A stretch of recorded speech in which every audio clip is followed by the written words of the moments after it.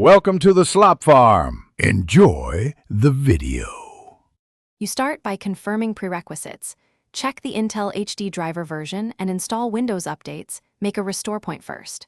Once done, switch your power plan to balanced or high performance and keep the laptop on AC. This prevents throttling. Next, close background apps in Task Manager to free CPU and RAM for games. Also, make sure game mode is enabled in Windows settings.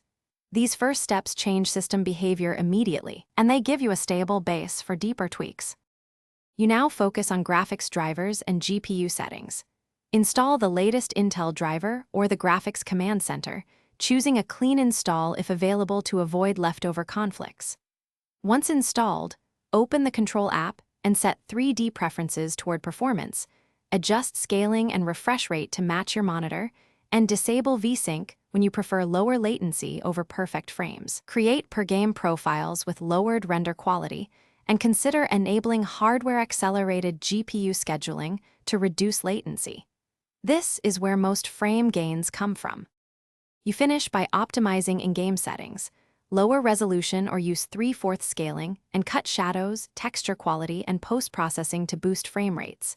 Then monitor temperatures. If you see thermal throttling, undervolt moderately and increase the fan curve. Make small changes and test. Once done, run benchmarks and adjust either driver or game settings for balance. If issues arise, roll back the driver or use your restore point. And remember to test one change at a time so you can isolate the cause. Thanks for watching. Consider subscribing if we helped you today.